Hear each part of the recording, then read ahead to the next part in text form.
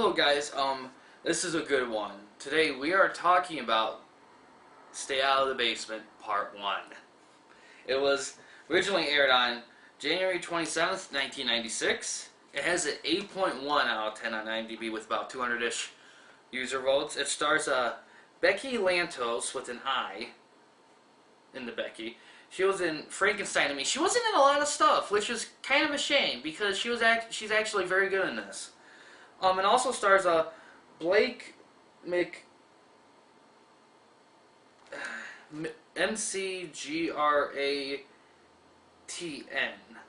Yeah, I'm not gonna bother trying to sound it out because I'll probably get it wrong. So I spelled it with letters, so that's good. He was in Chicago, but he was in it as a dancer. When I looked up his IMDb stuff, it looks like he's very into like dancing and being on Broadway and plays and musicals kind of vibe. So he's been doing stuff. And it was directed by William Frey, who directed The House by the Lake. Yeah, this one is just... Part 1 is fucking awesome. You see, Stay Out of the Basement definitely matches The Haunted Mask. I don't know if it exceeds it, but it matches it. It is brilliant. The first part sets you up with things that are weird happening. That isn't let's start with the acting. The acting is very good. The kids are good. The dad, oh my god, the guy who plays the dad is genius. I mean, he is just phenomenal. Very intense, very cold, very intimidating, I would say. It's very well executed. The score in this one is just phenomenal. You see, the best Goosebumps episodes have the best scores, and the best scores are always kind of filled with sorrow. It's just kind of this melancholy sorrow that leads into intense dread.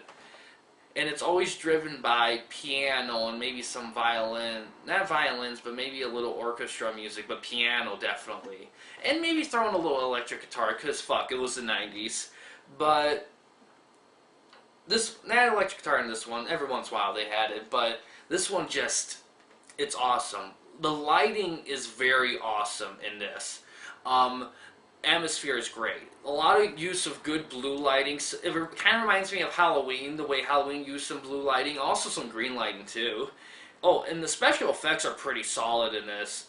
Practical, of course, because it's something to say when a Goosebumps episode has more realer effects than big budget movies nowadays. You kind of question Hollywood a bit, but that's a little off point. But it is fantastic. The first episode sets off, it's intense. Things are getting a little out of hand, but Dad's trying to keep a lid on things, but the kids are getting suspicious. Some very intense, very close calls with the dad. The kids are trying to figure out what he's doing. The dad is close by, and man, it's just intense. That's another thing. Goosebumps episodes are at their best when something is chasing someone. And you can say that that's horror movie 101 in general, really. But Goosebumps really aces it really well overall. And this episode is a great example of that.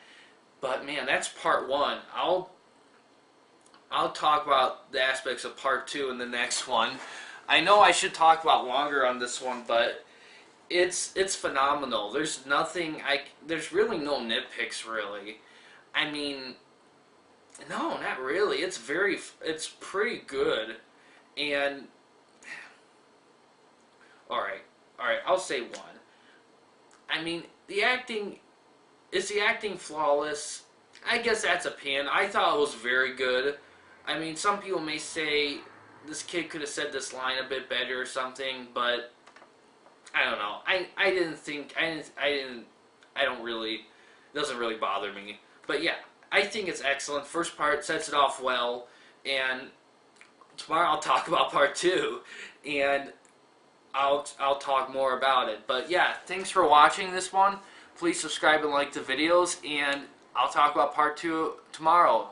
Have a good day.